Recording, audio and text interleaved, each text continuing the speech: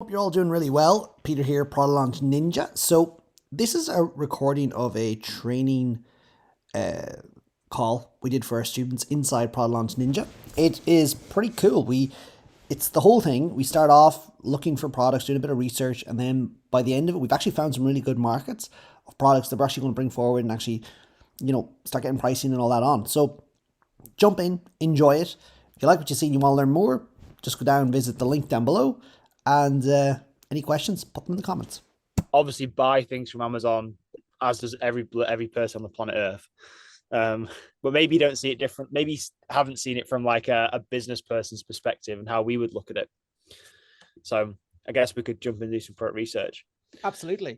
You can tell what I've been looking at is literally like baby gear. Right. So what we're going to do initially, Gavin, we're just going to navigate to bestsellers here, right? Okay. There's a few things it'll tell you to download. Matthew's here as well, so let Matthew in. Let's get Matthew in here now. Comes in. Well, I'll just keep going. So basically, on Amazon, right, there is categories, right? Primary categories and subcategories. Now, these on the left here are all primary categories, right? Hello, Matthew. How are you keeping? So basically on the left-hand side here, these are all primary categories, right?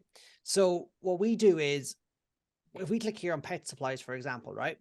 This is the most popular item, and this is all in the course, but this is the most popular item in pet supplies on Amazon UK at the moment selling, right? And then as we move down here, you can see the getting least popular, but like saying that 15 is extremely popular. You know, this is pretty big sales per day, right?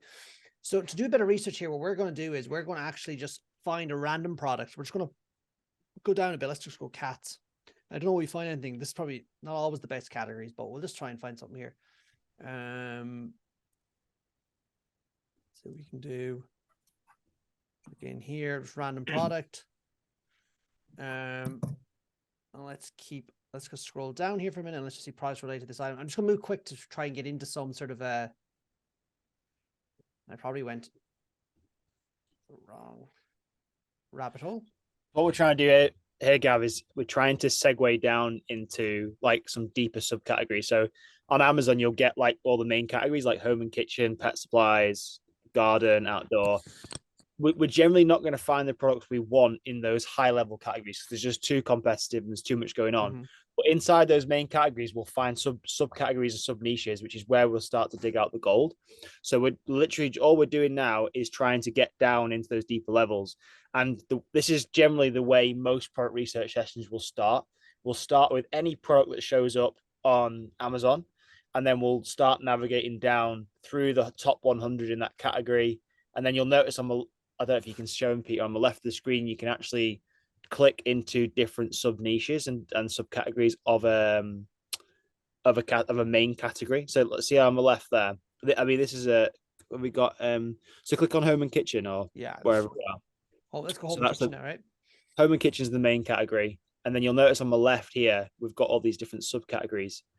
So if you see there, the best sellers in home and kitchen, we've got that Brita air water filter cartridge. That'll be selling God knows how many every single day, probably hundreds of units every single day, maybe even more. Yeah. So any of these products you see on this screen here in the best sellers in the like with these really low BSRs of like 1, 2, 3, 4, whatever, just discount them completely because they're going to be way too competitive for us. We want to be going down into the subcategories and looking for something that's a little less competitive, but still has quite high demand in terms of how many sales it's doing. So I'm just literally opening lists, just different ones just to find. And these aren't necessarily products Peter would consider, but these just give us almost starting points of where we can start our product research from. So as well, just I don't know if you're sat there like super confused or like overwhelmed, or just let us know if you ever feel like overwhelmed or anything, because I know you're probably feeling like a sponge just trying to take everything on. And this product research probably will feel strange the first few times you do it, and it'll feel clunky and it'll feel like, oh my God, I don't know what I'm doing. But then once you get a grasp of what we're actually looking for, you'll pick out opportunities, like you'll be able to cherry pick them. Absolutely. And it's just worth introducing you, Gavin, to Matthew. Matthew, how are you doing?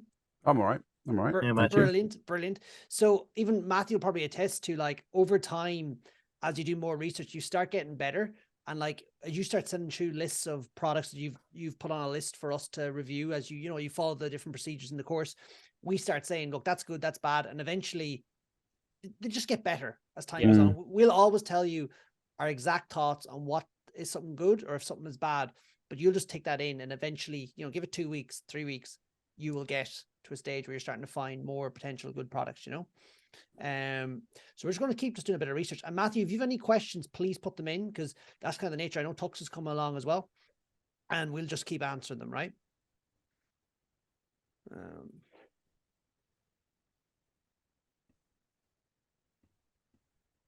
Let's just see. Sometimes you can start research and you just don't find anything straight off the bat. Yeah, but then once you find one product, you'll start finding loads in the same area. It's always the bloody case. Let's have a look what we're looking at here. Home and kitchen. See all these electric can openers and stuff. I just know from experience that I wouldn't even touch them. No, nothing electric. I wouldn't even go near it. No. I actually see that can crusher. I actually have a sample of one of those products upstairs in my attic. I looked into doing that product. And what put you off it, Alex? I can't remember actually. I just decided not to go with it. I think it may have been a gut feeling. But I have a sample upstairs. It's quite satisfying crushing cans. So you can see here, lads. So you can see here the bonus item. So sometimes you stick a bonus item with a product as well to try and help your product stand out. So this one here, they included gloves and just a mounting kit. But again, it's probably a category if Alex didn't go with it. It's probably something that we wouldn't recommend proceeding with. So I'm just opening piles because I want to just get into more opportunities. It may take a little longer than usual sometimes to find a product first to start considering. It's always when you're on camera, as they say. Yeah. I think in future what we should do is we'll line up some products before the call so we can actually jump straight into decent products straight away. Yeah, but it's just good. It's good to go through this because this is what you will go through. See, Peter, that yes, the keeper thing that you've just yeah. Where on this graph are you showing sales? Because I don't know what I'm looking at, and I think Tux has had the same problems because you're going, oh, it's got no sales, and I'm like, I don't know which of those 4 graphs you're looking at and which of those multiple lines that you're actually pointing at. So if we look at this, right, and actually that's something I've on my to-do list to create a module inside the course on Keepa. So this is the Keepa layout here. Now, this is really important, Gavin, as well. I'd recommend downloading it. So if you look here, we've set it for all time, but let's just set it for a year, right? Right? So this green here, you can see it here. That's the BSR, the bestseller rank, right? You can see that. Peter, can we just delete on the right there with the keys? Can we just delete all, can we just have it so there's one graph on each one? That'll probably make it even simpler to see. Get rid of the buy box new and stuff. And yeah, that's it. There we go. That'd be simple, yeah. So okay. What's that top one showing then? That's showing the price. Right. And so you see the pink line, Matt? The pink line is the price. That's the buy box, sorry. Well, that was the sales price, the same thing. So you can see there that the price has stayed pretty much consistent because it's a horizontal line. You can see the price hasn't changed much. Yeah. And then the green line is the BSR. So the bestseller rank, basically. So you can see that basically, if that's over a year period, that gives us an idea of what the seasonality of the product is. So for example, if you were selling Christmas trees at Christmas, you'd generally expect a lower BSR, close to say 1 of a Christmas. So the lower it goes to the bottom, the higher the ranking. Exactly. So the smaller the number, the more it's selling, basically. So around Christmas time, you would expect the BSR of a Christmas tree to be low, or to be, and the sales would be a lot higher, right? But whereas in summer, you'd probably expect the sales of a Christmas tree to be a lot higher. So you'd expect maybe BSRs super high. So you can see it here. This is a Christmas tree, right? So as Alex says, right, coming on it. Well, first of all, let's go back here at the very beginning, right? So we can look here, it's selling, right? And it runs out of stock because the line disappears for price, okay? and there's no stock of Christmas trees. Look, the BSR goes way up because it's not selling. Okay. Don't know what happened there, but generally, look, it's not selling. And then here, what date? 29th of August. It's back in Oh, stock. He And buys it in, right? starts making sales. Look at that. Look at the price. He's raising the price. And the BSR is dropping lower, which means it's selling more and more and more. And then it goes up here. What are we at? November 18th. It's at 77 pounds. And he's 2,693. So he's selling a lot of units, right? Mhm. And what happens? He runs out of stock. He's out of stock. BSR goes back up. And he gets it back in January, which that's no good to him. No. And then basically here, he's got the buy box back. So he had listed new. I'd say he didn't have it in FBA. Listed new again. Look, the BSR starts coming down again. So that actually shows, first of all, what happens when an item goes out of stock. It also shows seasonality. So it shows that because this is a seasonal item, and there's nothing we've nothing against seasonal items, but it's just to be aware, there's no point ordering Christmas trees in November because you're not going to have them in time. You have to store them all year in order to sell them next year. Does that make sense? So you end up paying Amazon monthly to store stuff. Yeah. Exactly. Yeah. So you don't want to do that. We call it like a just-in-time method. So like when you're sending products into Amazon, we want to get, once we know our run rates, so basically how much of our product is selling. And what Alex, can you tell that from any of this data how many units have been sold other than just the BSR? Well, no. So like with a tool like there's tools out there like Helium 10, which we actually haven't done any videos on, which we will do soon. Helium 10 is a tool which will estimate based on the category and the BSR how much it thinks a product is selling. So there's all you can plug a product in there and it's like an app you can download and subscribe to, and it'll tell you, right, this is the product, this is the BSR, this is roughly how much revenue it's doing per month. So you can kind of gauge it off that. But for us, just looking at this chart right now, I think me and Peter are just using our experience to be like, right, if this BSR is around this number, we know roughly it's shifting this many units based on the category it's in. So if you have, say like a home and kitchen and the garden and outdoor, they're two huge categories on Amazon. If we have a BSR of between 10,000 and 30,000 in those categories, that's generally shifting fairly well, because that's a bigger category. So, but if you had a BSR of like the same, so 10,000 and 30,000 in a different category, say automotive, I would suspect that it would be selling less units because it's a smaller category as a whole on Amazon.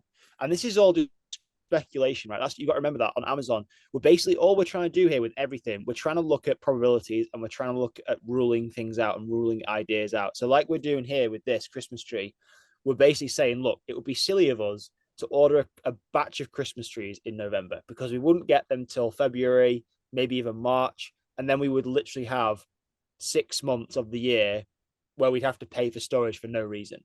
Whereas if we'd have done our maths right and spoke to our suppliers correctly at the right time and ordered things right, we could literally get these products into stock as they were starting to sell, which is, as you would say, just in time. So you would pay minimum storage fees to Amazon or any third-person fulfillment center you are using, and from there we can work out our run rates, which is, you would only generally know your run rates after you've started to sell products. So if you've had a product for 30 days and it's done, you've sold maybe 5 units every single day over the 30 days, you could then start working your run rate out, and then from that you could work out, right, okay, this is my current run rate. Let's look at the trend. Is the trend going up of my sales right now? Because obviously the more reviews you get on a product, the more sales velocity you get on Amazon, the more Amazon will push it and the more sales you will make. So you have to take this into account when you are reordering products, because you may start your first product and order 300 units as a test size, which it's not that big. And they may start selling really well. But if they start selling really well, then you have to start thinking, right, how many do I have to reorder? Because you probably won't want to reorder 300. You probably want to reorder more like 500 or 750 or 1,000 to make sure you keep up with that trend that's going to continue going up. So these are all the things we're covering the course, and like we'll teach you how to do. Because it's not really, this is what we're saying in some of the trainings as well. It's not as simple as just picking a product and selling it. It's you got to have your business head on and think like, right, how do we approach this from a business standpoint?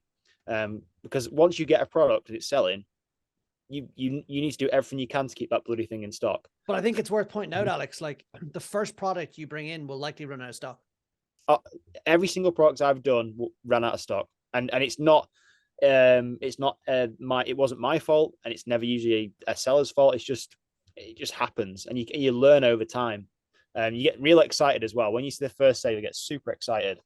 I think it's worth pointing out too. Like you order a product, right, and you have to make like you don't want when you're buying a product, right, for the first time, right, you don't want to order 1,000 units, like unless it's really, really competitively priced. And even at that, you want to order less. But right, in general scheme of things, you want to, it's called the minimum order quantity. So you want to order a small amount as possible in order to test that product in the marketplace. Because otherwise, you know, if you order 200 units instead of ordering 500, the supplier will sell you 500, but maybe that product doesn't perform the way you want. Either way, you just need to order that smaller amount and then maybe order another item as well. That way you can get two products instead of a one product business. You have a two product business. They both sell. Then you order more of them. You reinvest the profits. So I think that's worth pointing out. It's also worth pointing out, Matthew. I know you wanted to get an exact, like this is how much this product's making. As Alex no. said, I just wanted to understand that keeper when brilliant. you were talking about it. I was like, I don't know what you're looking at. Yeah, Matthew, we'll record that video for you in the next few days because I mean, just looking at that chart straight away is confusing. But if you can actually remove a lot of those charts that make it way less complicated. So you can remove like basically most of the lines. So you're working with 3 charts with 3 lines on. That's all you need. Because right now that confuses me. I look at it, I'm overwhelmed by it. But I know what I'm looking for, so I could just look at it, which is fine. You can see through it. Well, go back to that product there, the draft top original. What's that? The draft top bell you had open then. Yes, here. What's it called? It is called Home Pub Handbell. I used to sell a product similar to that as well, ironically. Dinner bell. It's the triangle dinner bell sold quite well. So now does that make sense, Matthew? Just looking at this one here now. Again, that's seasonal, that one, isn't it? Not so much. Well, certainly the price is anyway. So look at the BSR. Is the price? Is it the price? Sales rank. So the price is changing a little bit, but if you look at the sales rank, it's generally steady. It's generally fairly consistently low throughout the whole year.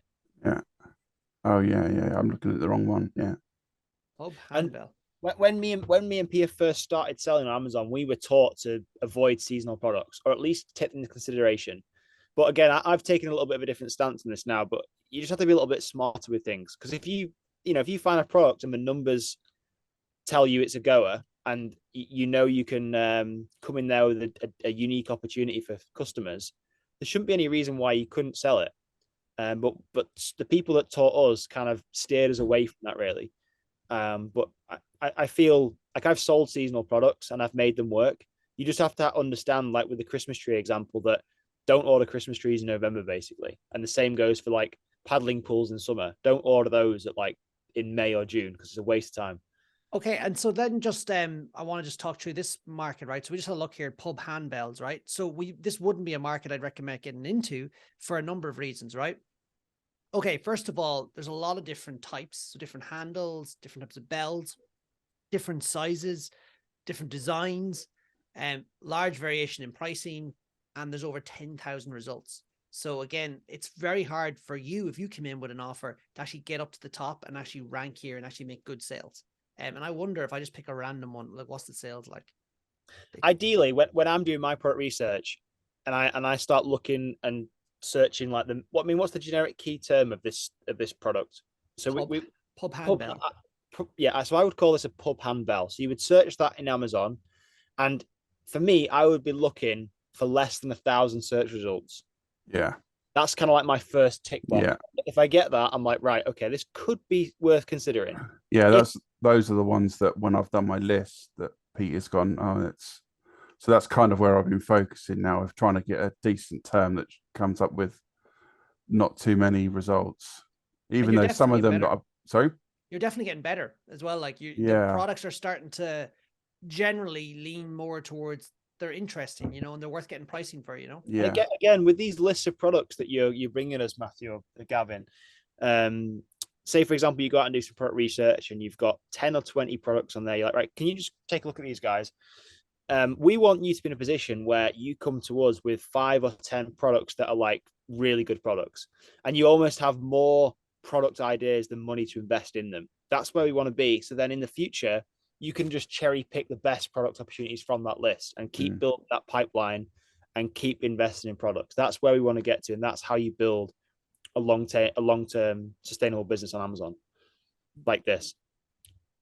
I'm just going to keep product researching. Another interesting thing actually worth doing as well. Yeah, that helps a lot. Yeah. Going to their stores and seeing what else they're selling. And it's quite surprising when you actually do look in there, how you're going, oh, they're doing the same, and there's varying items. You're like, oh. Well, this person here, these are doing here's Tux here. They're doing my mind's gone blank. Retail arbitrage. So they're buying products. Would you imagine so, Alex? Yes, these guys are buying products from, say, like Asda or supermarkets, and then they're selling them on Amazon for a profit. For them, they're probably doing it out of their own home, though. Is that right? Or they've? No, some of them be very big now at it. Like we actually did a podcast on retail arbitrage. I tested it for a while, and it works, but if you wanted to build a long-term sustainable business, it's not the best business model at all. Because I had to spend so much time driving around supermarkets, finding products. I even brought Peter along to a few of them, and we did find some good product opportunities. But those water filters, for the time you put in, for how much you get back, it's a very much you're chasing your tail all the time. You're always on the hunt for things. Whereas with this, once you've done the upfront research and upfront research, and you found the products, that's it. They're like passive products that don't really require much legwork. Whereas retail arbitrage, you're constantly looking for the next product, always looking for the next bargain, always looking for the next opportunity. So that's, I will try and steer away from that, because we want to try and make this business passive as possible. That's what we've always strived to do. Try and have this something that makes money. You can turn it into your full-time income if you want, but at the same time, it's nice to have it so it sits at the side of your main income and just grows on its own with minimal input from yourself, other than reordering and taking notes on stock and things like that. That's it. How are you doing, Tux? There. I'm doing great, thanks. Just a little bit busy today. You're all right. You're all right. Indeed. Well, you're welcome to the call. Thanks. How did you get on with your suppliers? Honestly, I haven't had the chance. Oh dear. Oh dear. You're there. But I'll get on it this week. Don't worry. All good. So I'm just going to keep looking here to see any opportunities. And if anyone has any markets they want us to review and look through, that'd be brilliant. Yeah. And Tux, we were just saying, myself and Alex, what we might do in future is we might try and do some research in advance. So we have some markets that we can bring and we can review them together. But I'm just going to run through here and just see what we can find.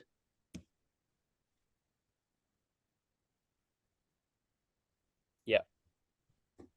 Is there any markets in particular that you will be like your go-to? For me, the main categories I've always sold in and have the best success in is been automotive and home and kitchen. I have dabbled in sports and fitness before, and I have had some good products that have sold real well. And I've also had a product which I'm actually trying to move at the minute and just reduce the price and get rid of it, because it's just been a bit of a pain in the ass. But for me, it's always been home subcategories inside home and kitchen and automotive. What's the one that you're trying to get rid of? It was actually a flat weight bench. So don't sell flat weight benches. Trust me. They're I'll tell you the problem I had with mine. So the product was fairly expensive to start with. So it was $37 or $38 at cost to me. And then obviously, because each weight bench weighs about 14 kilos. So you can imagine it's a fairly big product, right? And then the sales price of it was around £100. But on top of that is obviously all the import costs, like getting it here. And then what actually stung me was the fulfillment fees. Sorry, the fulfillment fees and the actual storage of the products, because it was so big. And there was a few things that I've worked out that just yeah, they just I didn't think it's really... worth I think it's worth adding as well. You purchased that product during COVID, which Yeah, kind of, Oh my God, so you've had it a while. well, I'll tell you what happened. So like before, as COVID was happening, I started a drop shipping store. So completely different to Amazon. Just I was used to always test things out, and I was selling flat weight benches and pull-up bars, and they were selling really well in COVID. I was literally making about, I think it was about between $1,000 and $2,000 a day in revenue off weight benches, right? So but then I had a problem that I kept running out of stock. I couldn't find suppliers fast enough for weight benches I could sell. So then I was like, right, what about if I bring the weight benches in myself and then I can control the stock, right? So I did that, but then sales started to slow down by the time I'd got them in, and now I think I've got about 100 left to shift. But because of that, the actual money I've spent on storing these products is almost eaten into a lot of the profits, which has made it less profitable. But from that experience, I probably don't want to get into that again, into that market, just because of the hassle. I mean, I'm not saying you couldn't sell weight benches and be profitable, but for me, it's something I won't be going back into. And looking at the market now of like a flat weight bench, it's very competitive. And sometimes in markets, you get to a point where there's so many sellers, and the only way they feel they can compete is to lower the price. So then everyone lowers their prices, and then you end up competing on price, and then nobody makes any money. So it's ridiculous. It's really ridiculous. Whereas with what we're doing, we're trying to show you how to find product opportunities where we can come in and create a superior opportunity for customers by adding a bonus, by having different pack sizes. Maybe it is something to do with pricing, but we're trying to make an irresistible offer, basically, rather than just competing on price, because you don't want to be doing that. No. Which is, again, why this course is so valuable. And I'm not just trying to pitch you on anything. I'm just saying, like, we've made our fair share in trial and error mistakes on things like this, and we don't want anyone else to make the same mistakes, because it can sometimes be real simple decisions that it's like what's that film called, The Butterfly Effect? Have you seen that film, where like a small change in times affects something such a big way down the road? It's the same. It can be the same with this, and we're trying to just steer you in the right direction, basically, from our experience. Because we've had products that have flown off the shelves, like amazing. Even Peter's dog whistle that he showed on the training, like that was a unreal product, really good product. And how much were those fees that you've been charged by Amazon? Like on the weight bench? Yeah, you got 100, and how much are they charging per month on that? Well, I was storing those weight benches. Yeah, storing. That's what I mean. Yeah, sorry. I was storing them in a third-party fulfillment center. So whenever I needed to replenish products, I would send them from there on a pallet into Amazon, and they were charging me per cubic foot. And through COVID, they actually, their business struggled, so they increased the price of their storage, which was just a knock-on effect for everyone. And it just came to a point where it was like it wasn't worth selling them. I'm just basically now trying to get rid of them just to break even on things, because you get products like that sometimes. You get lost leaders. When you get to a stage where you've got multiple products, you'll generally have, if you've got a catalog of products, you'll have it's like an 80-20 rule. So you'll have 20% of your products that will make 80% of your results in anything. And the products like this are the same. You'll have a few that just absolutely kick ass. And then you'll have some that are not lost leaders, but aren't as good as your top performing ones.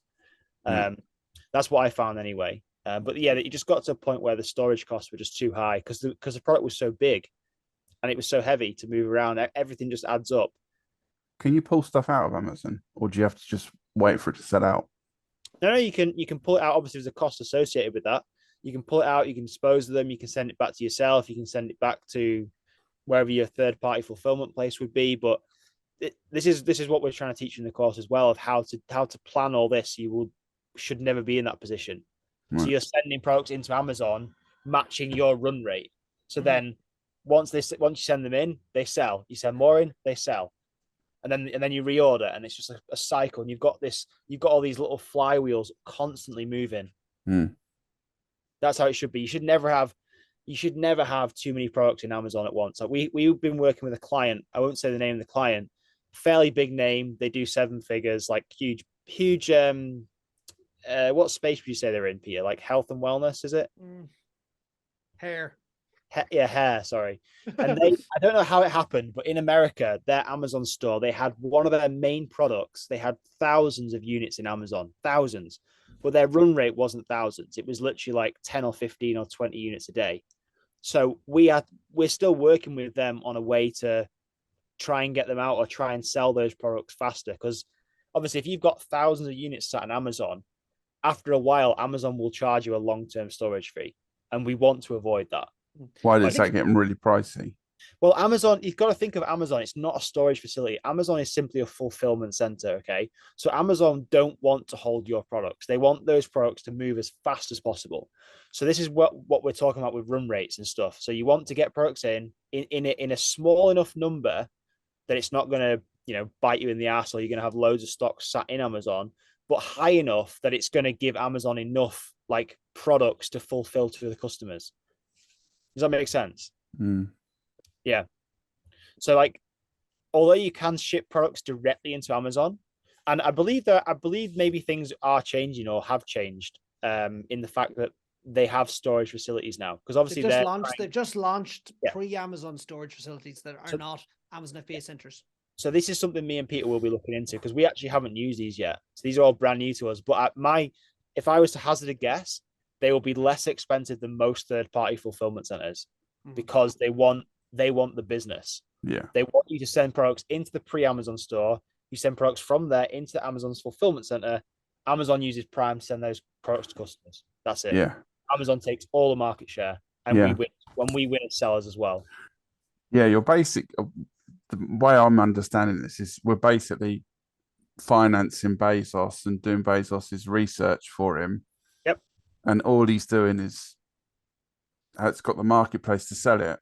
Well, kind of, yeah. But we are kind of supplying in the goods and the money and the liquidity to without the risk for him now. I think that's how I see it. Kind of, yeah. But if you also look at the number of FBA sellers, so people like us selling products on Amazon, there's a lot. I'm fairly sure it outweighs how many products Amazon actually sell on the platform. It does, yeah. So it's almost like we need Amazon for the platform and the customers, but they also need us to make that platform. Yeah, 100%. Yeah. So it's a win-win for everyone. It is one of the most unique things that's ever been made. So right, what are we on here? Slate platters. I know. I don't like it. It's just too many. The problem with the slate platters. I just moved out of it. Have we got any Tux? Have you got any product ideas you'd like us to take a look at? And we can maybe go through this together, and we can talk through and see if there's anything. Oh yeah, I've got one, and I haven't put it on my list, but it was a sports bag for carrying footballs, and there was only 7 results or 10 results for it was in, I can't remember the exact term, but there was very little results. That one's got loads, but I can't remember. Here we've got 40,000. Yeah, I can't remember I went through the See, okay, so it's worth pointing out, right? I went through the sports thing, went sports and then football and then football bags, and then there was like let's have a look. 8 things in there. Sports. I think, and then it was football, and then it was something else. I can't remember. So there might be some opportunities here. Boot bags, is that it? No, it was football, but it was football bags. It's the ones that you put bags in, but there was very little in there. This is it. This is it. Ball bags. I couldn't understand. Like there was so little, and like it's in football. It's in the football thing in sports. I don't understand like why there's so little in there. Search football ball bag. Try that. Yeah, I'm just looking here for a second. Let's see what's. Okay, football. But why has that got so little? It's in the football. That's been shipped from the US. That bag. Right. What are the search results on this, Peter? 3,000. Okay, so it's not worth ruling out just yet. No, but I don't understand why the section that's in the football bags has got so little. But then when you've done a search here, there's loads. I don't. They're a different type of bag. Peter, just scroll to the top of the page there a sec. One product caught my eye there. Go back to Top of the page. See that top of the page? I'm there now. Scroll down a little bit. It's moved. Scroll down, scroll down. There was a Target bag. Search football. There. Oh, yeah, there it is on the right-hand side. Click that. Target and bag. Football, target and bag. Right. Oh, that's a good idea. Now, this is interesting, Alex. That's a good one there you found, right? Look at that. There's just a few things worth pointing out. See, he hasn't lost it. He hasn't. So if you look at this, oh look, it's supplied by Networld as well. Yeah, look at that, eh? They've got basically, if you look at this, right, $24.99. It's own fulfillment, so it's not even shipped by FBA, right? At that price, you can definitely, I'd be pretty confident you get that product made, no problem, right? The pictures are pretty rubbish. Yeah. We'll all agree. And if we look at the sales, like it's been price steady and it's been selling well enough, hasn't it, Alex? Yeah, just to point out to you, Gavin. So like when we found this product like this, and we've just said then like this product they're doing their own fulfillment basically. So straight away, like without us even having to think properly, if we came in with a product like this and we sold it simply just by using Amazon Prime, that would position us higher up than this straight away, because people will go with Prime over this 100% of the time. And I wouldn't be surprised if Amazon would push a Prime fulfilled product over an own fulfilled product. And obviously, if you have better images, better copy, a better offer, you will just kill the market completely. So if you look here now, I like this one. Can I put this on my list? Gold corner target. That's another good one there. If we look here, top right? bins, isn't it? Top bins. Well, here's one. Here's one of those items, right? Prime $29.99. Let's have a look at it, right? No, is that it? Is it similar? It's not identical. No. But look at the sales. It's selling. It's selling. So search. So what? Search that market again. Was it the same name? Football goal target. I just call it football target and bag. So, okay. Search it again. Let's have a look. Search football goal target and see what comes up. So I don't know if an actual football net will come up here. So what we're doing here, Gavin, is what me and Peter like to do is put ourselves in the customer's shoes and think, right, if a customer's looking for one of these products, what would be the most likely thing that they would search in the search bar? Because then we can start looking for, right, okay, if they search this, we know they search football goal target. We can look at what search results they're going to see. And then we can start looking at, right, how many competitors are we dealing with here? Is it confused? Is the market confused? Is a prospect going to struggle to decide what product to buy? Are there different color options? All sorts of things like this. That's another one. This is Amazon's choice for football goal target, right? The corner. The same thing, own fulfillment, rubbish listing, and pretty steady sales. Like, so search that product. So search the corner. That seems to be a very specific. So search football corner target. Maybe I reckon football corner target. It's a lovely product, to be honest with you. So yeah, take out goal, football corner target. We want the most generic key term here. So get rid of goal. So straight away, 159 results. Now this is a market. Got a lot of time for this. What do you say, Matthew? I said I got a lot of time for this one. You know, the problem with these calls is, right, we're going to uncover so many products for you guys, right? And I'm sorry, I'm just putting this in my list. The problem is, right, when people watch these call recordings later on, we need to point out, like, you shouldn't all be jumping on the same products, right? No, I'm just putting it in my list. We will find you all products. For sure. Yeah. But what we're just pointing out here is just how once we found this product now, I can almost guarantee we'll find products that stem off this. I can almost guarantee it. I can see them already. Yeah, you can see them already. Like there's all sorts of different products in this little niche of its own. And there are, I mean, let's have a look at football corner target. I mean, how many competitors have we got for football corner targets? There's this prime one here, right? But like that one, there's room for Can you just competition not there. tick prime to see how many prime there is? You can, but it's not. We're looking beyond prime as well. Like, so there's one there. Let me just look into this one. There's one £78, but I wouldn't even class that as a competitor because that's a whole kit. Yeah. So what we're asking here is we're asking the question, like, how many roughly identical products are we dealing with here? How many roughly? Not many. How many products is a customer having to choose from if they're looking for a corner target specifically? And we have to be very logical about this and emotional. So we have to think, like, what is, because sometimes you will find products that like overlap. So there might be products that look similar but perform the same function, or perform the same function and look different, right? So we have to determine, like, if that is going to cause a confusion to a customer or not. So these images here, like, I could make these images 10 times better, and yet, like, click on the reviews of this product. Just go into the reviews. Look at that. No one's going to look at that. Like one thing we want to kind of get across to you guys as well, and what we kind of started focusing on a lot now is like you look at this, right? Orient Tools, like that's bland. I can guarantee this is a Chinese seller. And do you know how you know that? Well, I could be wrong, but I just guessed by looking at that font. They always use that font.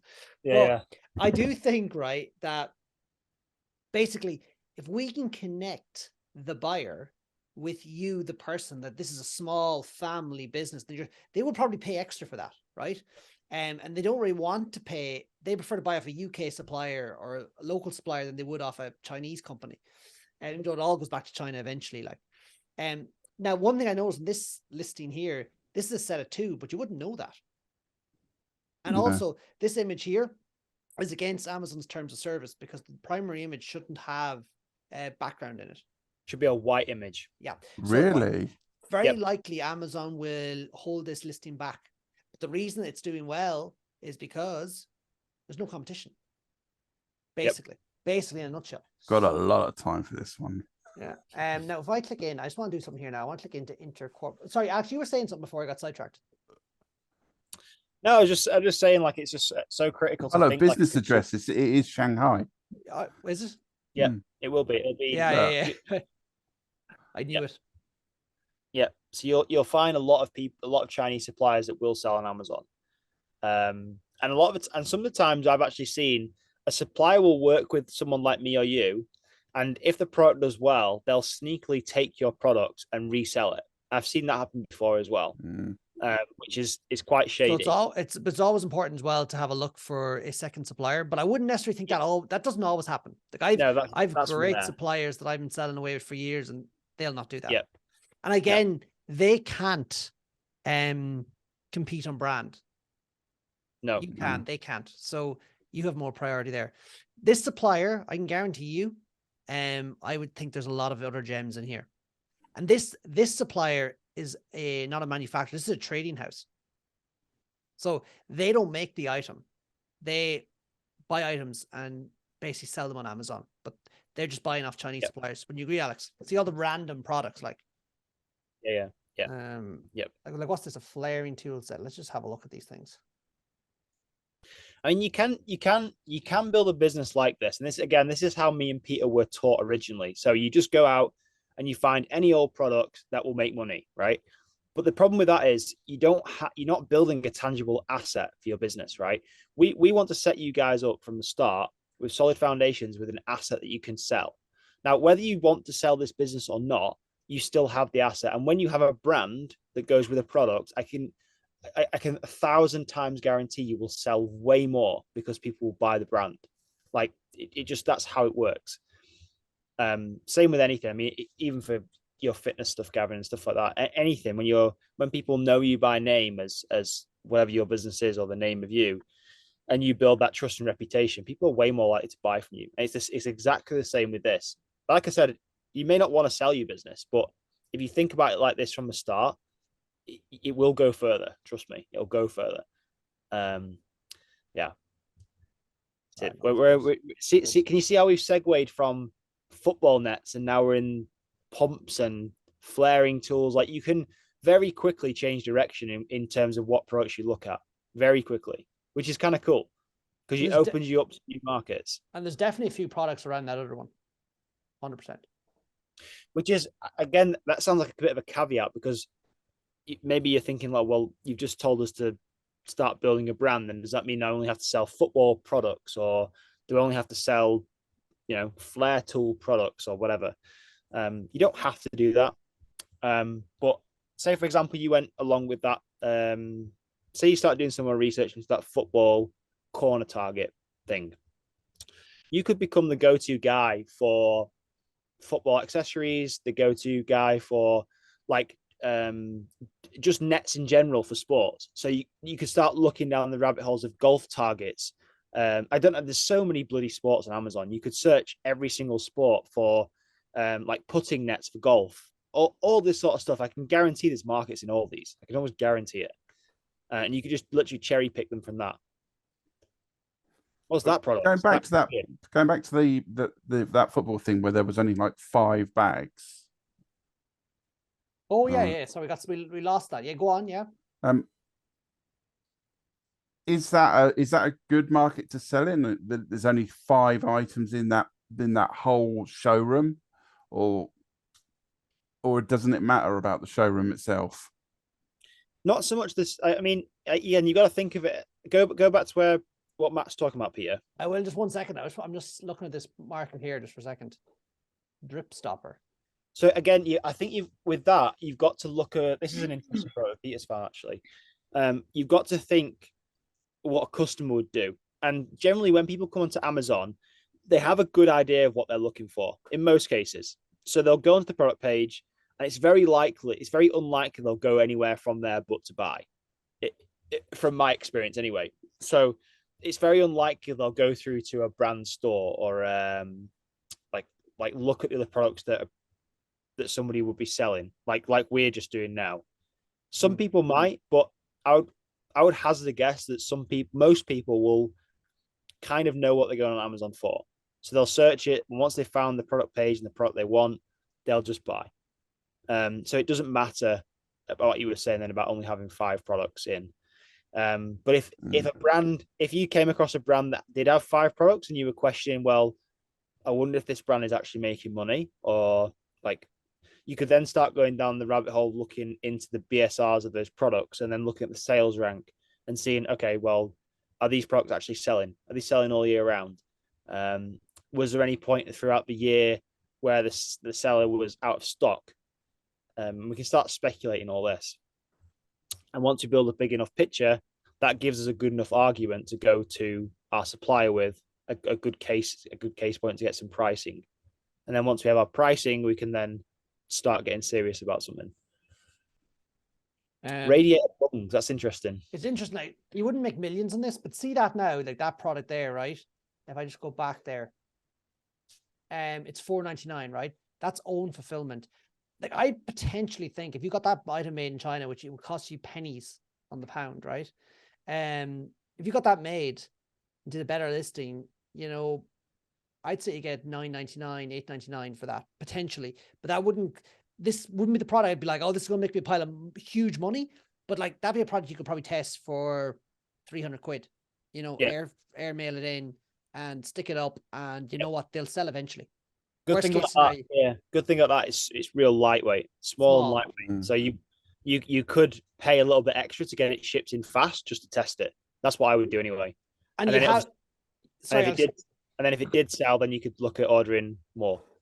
I was going to say, like, that product would be like one that you could have that product live in 2 weeks, 2.5 weeks. Yeah. If you wanted to. Yeah. You know what I mean? I mean, yeah, if you contact the supplier about a product like this, I can almost guarantee a supplier would want fairly high MOQ orders. So they would be like, they would look for a high MOQ order. So MOQ stands for minimum order quantity. So when you go and speak to a supplier, they'll have different MOQs. So if you want to buy, if you went to a supplier and said, right, I want to buy 100 radiator bungs, they probably turn around to you at first and say, no, not a chance. There's not enough there for us to start our machines up. Sometimes what happens, and I've had this happen to me, what they'll say is, we can't do that. It's too small of a number. But what we can do is we can run you off those products when we have our next customer order in, which is whatever date, because then it doesn't cost them any more money, but they're making money still. But then this is where the art of negotiation comes in, because if you can build up a relationship with a supplier and say, look, right, we only want to test this number of products, like a really small number, 100, 200 units to start with. I'm happy to pay more per unit to make the MOQ price like acceptable and lower. Like, you know, if they were saying, right, our minimum order quantity is 500 radiator bungs, and they wanted like they wanted $1 each for them, let's say that's $500. That's, you know, theoretically, you could come in and say, well, how about we do 100 radiator bungs at maybe $3 each or something like that. So then you're, or maybe even more than that, just to keep the supplier happy. They may say no, but they also may say yes, and that gives you, you know, leeway to test a product without going too deep into your pockets. And sure, you will make less profit, but you can test products faster. And if you find a winning product that starts selling, that's when you ramp things up and you start saying, right, I want to order 1,000 of these now because I know I've got proof of concept. I know these sell. Let's get the orders in. And that's generally how it will work. As well, that's the type of product that, like, see that radiator bung, for example, like, you have to think about it like this. You're down in the pub and people say, what do you sell? And you say, I sell radiator bungs. I sell £1,000 of them a month. And they laugh at you. That's what you kind of want. Yeah. That's one thing our mentor taught us, right? I mean, he said, almost just, if you want to sell products, you're almost embarrassed to say what you sell, or like, in a sense, like my first product was a microwave wall bracket, and it's so funny when I tell people what I used to sell, because they'd be almost like confused as to thinking I was selling this real out there crazy product that was like an invention. I'm like, no, just sell the most basic products going because people buy them. Like, it's hilarious. This is an interesting one too, the spider catcher. Now, I'm just looking at the market, right? Is it something you'd want two of? Because I've seen one seller has two on it. I don't think so. I don't think so. I don't think so. But I've seen one upstairs, downstairs. What are you chatting about? You can have one in each hand. Definitely want to. But see this here, Alex. It's own fulfillment, right? Okay. And it's still, now it's prime owned fulfillment, but even so, like the BSRs aren't terrible. And that's with In Garden. So that's still shifting plenty. And he's at $14.95. If I go back and click here, what's this one? This one is from Amazon itself directly. But look at that. That's got 2,000. So there is a bit of demand for that. So if you could actually have a little bonus item with that, and actually, or maybe just do a good listing and do some good PPC, because I can guarantee you, the more than likely the people you're up against, they wouldn't be using the same, I don't want to say tactics, but the same optimization that we'd be using as well. Yeah, so, definitely not. Do you know what I'm saying? Yeah. So there's potential with that item as well. Like if I had a pile of those items, I'd be confident I'd get them sold. Yeah. What's this one here now? Let's see, $9.99 for. This is one here where Amazon, now this changes a bit. Amazon are selling the same item just direct from Amazon, but it could be that they have stock that they, you know, returns and things like that, because there's only 6 there. I wouldn't actually let that put me off. It's an interesting market there. You potentially could add a little something. Like, what would people want with their spider catcher? Is there anything we can think of? This is a good point. This is the point where I would go into the ratings, Peter. The reviews. Go into the reviews, right? And this is instant gold, guys. Like, we can literally see what people are complaining about, or what a product is missing, and then go and improve them. Literally, this is all I would ever do. Spider lost his legs. Oh. But it's not success. The spider's not a threat anymore. See, before, I think we need to do a video on this for the new course we record as well, Peter. I don't know if any of you guys have checked out ChatGPT before, but we can use that for filtering through all these reviews really quickly. Whereas previous to that, I would be going through this one by one and almost just highlighting out the negative parts of these reviews. So like, and if you spot like a pattern, like of the same of people saying the same thing, then it's like that rings alarm bells. Like, how this is what we can improve on our product. I wonder, Alex, down the line, something we could build. Sorry, this is me talking out of my head here now, but a little plugin that I could actually capture all the reviews and then just paste it in or push into ChatGPT. That would be very quickly. Super helpful. It'd be amazing, like, and I could write all the listings and all for you, like. Good. So that's just an interesting product there. So we were wondering about we'll go back. I've got so many tabs open, which is normal. And when you're doing this, we were wondering about, look at, if we just, sorry, go back there for a second. You can see there, like, that's a nicer A+ content as well. Like, you can just think about the one we just seen on the spider catcher, like, pretty rubbish. And you were wondering about the bag, the sports bag. So let me see. I can get to it here now. And guys, just feel free to throw questions at us. It's a great session. These sessions always take time to get going, but then once you find one product, you just literally just find. And obviously these will be these are all recorded and uploaded into somewhere you can access them after as well. So, like I said, this is it. Yeah. Oh, yeah. Oh, cool. Yep. Just disappeared on me, but I knew what I refreshed it. It's gone on me now. That's the Amazon system for you. Let me see.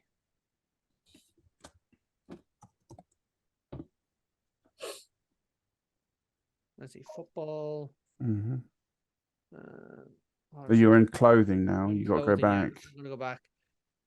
Sports and outdoors, football, equipment bags. It's gone for some strange reason. And now it's back. So this is the item here you're talking about. Just in general, just like there's 5 of them in this area. Let me just see here. It's not selling though, is it? It's coming from the US, so it's not going to sell too well. It's been shipped from the US. I'm pretty sure it's coming from the US anyway. Or Canada. Huh.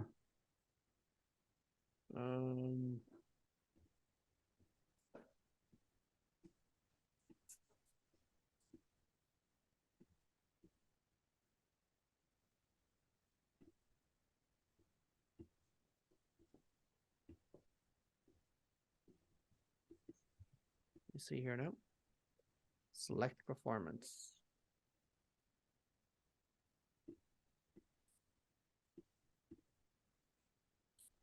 It's selling. It is selling in the US. Now, the BSR is still a little bit high, but like, what category is that in? Let me just scroll down here. Yeah, 219,000. It wouldn't be. Let's see if I can just find that product in the US. Where are we now? All.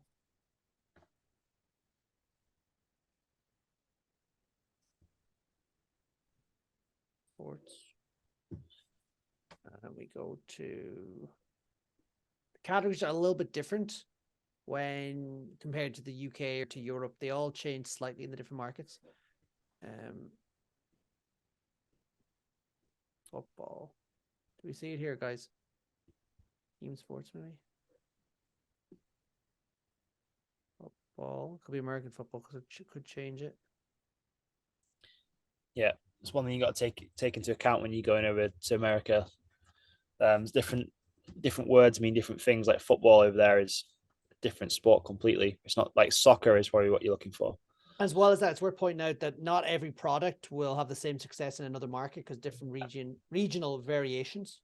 But it could do better. I've experienced that. Let me see. Just select performance. Let me see.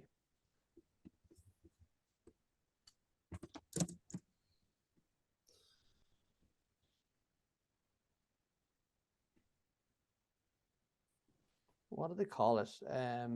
Ball. Let me see. Just ball bag. Soccer.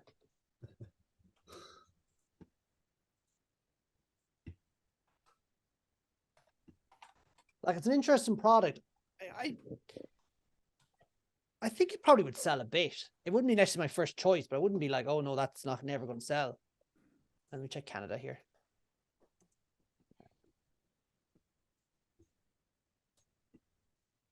Aha, here it is. Canadian. Found it. Yeah, 65,000 in Canada, but like bearing in mind Canada's a smaller market, so that BSR wouldn't be as powerful as it would be say in the UK, but that's the product. It comes from Canada. Let me just look how many reviews it's got. Generally the main markets I've sold in have been the UK and USA. They've been the two main markets. I have sold in Australia and Canada, but they are considerably smaller markets. But they're growing. They're growing, yeah, which is great. Let me see this here now. And obviously there's plenty more markets that are opening up that we can expand into. So that product there, to me, right, looking at it, right, like, to me, that's one that you would probably end up investing quite a bit. There'd probably be quite a high minimum order quantity because you'd want to get your brand on it, and then you have to get that special print to do that for you. Like, I'd say that item, would you think, Alex, to order that item, and I'm not even talking about, like, say if it's $15 for the bag, right, which probably would be about right, I'd say, to make that, right, I'd say to order that and get it in, you'd probably be looking at a minimum order quantity of 200 maybe. Video, folks. I really enjoyed recording that. It was such good fun. If you want to learn more, as I said, down below in the comment. Hey folks, what an amazing video. I really enjoyed recording that. I love those Monday night sessions. They're gold. Sometimes after a bit of slow start, but then you get there and then you suddenly start finding there's so much opportunity. But if you want to learn more, if you want to work with myself and Alex on a deeper level, just go down below, ProdLaunchNinja.com, visit the link, and any questions, let me know. Cheers.